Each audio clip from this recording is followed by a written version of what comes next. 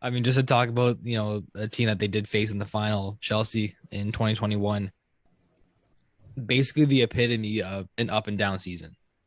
Yeah. Like from going as like from firing Lampard in January of 2021, basically starting fresh this entire calendar year with Thomas Tuchel.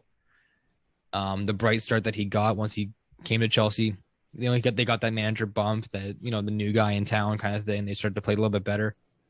That really showed the beginning of last season when he got there in January, and they're able to run off a couple wins here and there.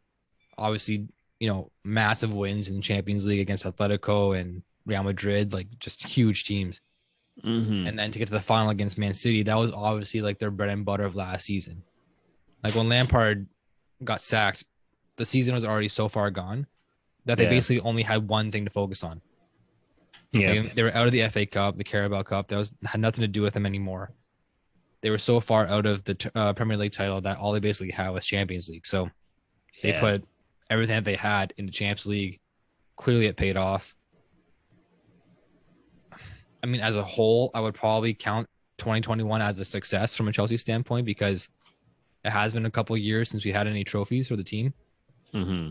And then winning, obviously, the Champions League title and the Super Cup title, or whatever it's called, or some other made up tournament. Coming away with those two, those two trophies on the team bus, coming home with those are huge. Yeah. And then obviously the bright start to this season, they were first place for the first 2 months of the year. Yeah. Right? Yeah. And then on comes, but now you think they're out of it now? I mean, the last month or so has been a really rough run of form. And injuries. Injuries have played a key factor. I mean, saying injuries is like the easiest excuse in the book, but when it's impactful players and impactful positions, then it really affects the team. And Ben Chilwell getting hurt and almost gone for the whole season now with an ACL injury. Reece James being out, Lukaku, Werner, like your goal scorers, your guys that you look to score. That's a tough break to get. Yeah. It's basically Lukaku, and then like your backup to Lukaku got hurt. So they're just gone for number 9. So they obviously had to change formations around a little bit, and clearly it worked out in some cases. I mean, they rattled up a 7-0 win against Norwich, was like crazy. Yeah. But then they had 4 out of the last 5 games they've drawn. Yeah. Against teams like Watford and Brighton. So like it's been an up and down season, especially the last couple of weeks or so. I mean, is it 10 points or 11 points? It's 10 right now. Yeah, I mean, a 10-point gap in the middle or in the beginning of January with only 4 or 5 months left, plus Champions League games where it's gonna hurt you a little bit on the fitness side. I don't see Man City faltering. Yeah, it's tough. Like it's tough to maybe they could drop one game, but then that's what 9. That's 7 points. Mm-hmm. Like from a 1 game swing, Chelsea wins a game, City loses a game, 7 points still gap. Yeah, that's not going to happen 4 more times in the season. Yeah, and that's assuming Chelsea doesn't drop anymore, right? Exactly. Yeah, and I mean, look at the table. I think Chelsea has 7 draws this year. Mm-hmm. That's crazy. Like you turn 4 of those around.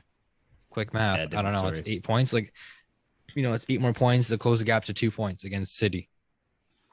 Like it's a tale of, some unlucky breaks. It's a tale of some poor defending, which Chelsea's kind of prided themselves on the last year under Tuchel. It's been like their biggest, strong suit, and giving up late goals. It's happened time and time again. There's been many times where Chelsea takes the lead, and you think that they're, in a comfortable position. They kind of get complacent. They don't push anymore. They don't get any more attacking. They kind of sit back and defend, going back to like what Mourinho used to do 10 years ago. Yeah. Which is crazy in this day and age of the game.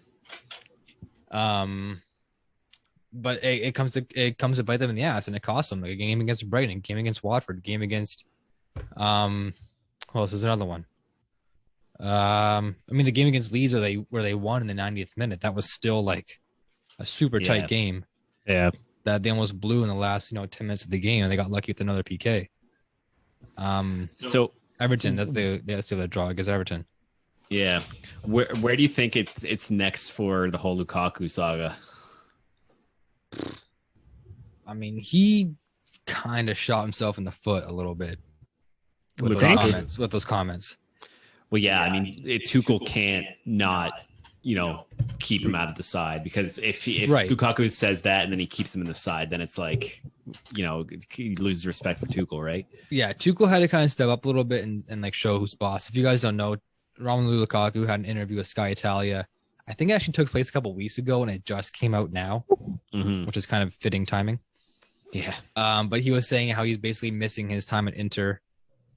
He made a comment talking about Lautaro Martinez, his teammate at Inter, saying how this is all what's the word? This is speculation. All speculation. No, what's the word? Well, Rumors? I'm talking, but it's not the real words. Paraphrasing. I'm paraphrasing. But this conversation between Lukaku and Martinez, saying how when Lukaku signed with Chelsea, Martinez said, "Oh, like, should I try and come with you?"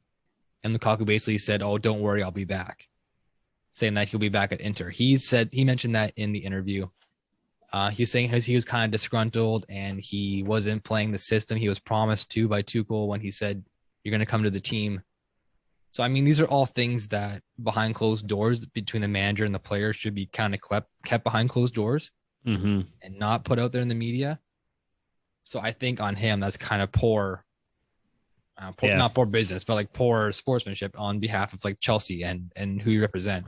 Well, because if he didn't come out and say that, I'm assuming Tuchel probably would have played him today. You would think so, but he can't. Like one of the biggest games of the season, but you can't. No,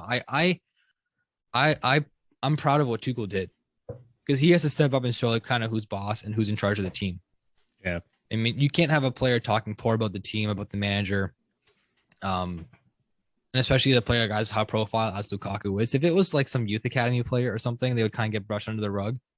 But this is your $100 million man, and he's coming out saying how he's not satisfied with how the team's playing, and he's basically taking shots at the club. And I guess I'm proud of what Tuchel did by kind of standing his ground and saying, "Okay, you talk about this." I'm sure he said he talked to Lukaku a couple of times, like sat him down and had like a one-on-one.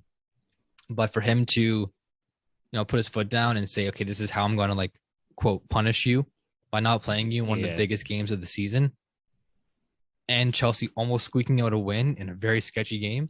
Yeah, it kind of shows like, okay, like we might not need you, like we do need you. We would love to have you, but like we can still play without you if this is your mentality. Yeah, which scares the hell out of me, because if they sell Lukaku, it's a huge loss. Yeah, another more bad business. It's loss in the finances, and it's a loss in just player talent overall for the team. Yeah. So that kind of scares me a little bit, but I'm sure, cooler heads will prevail. That whole cliche stuff, they'll talk about it in team meetings. Maybe Lukaku will get talked to by sports psychologist or something. I don't know, like get some media training and just be like, don't be talking about the team like that, because this is the team. Like you can't, speak poorly with the team that you're playing for. Yeah. Yeah, I agree. I mean, I think it was the right move, and we'll see. I mean, I know we talked a little bit before where, Lukaku ending up at Man City, filling in that number 9 gap. Obviously don't know if that'll happen, but we'll see come January what craziness happens. Well, we're in January, so whatever happens by the end of this month. Yeah, for sure.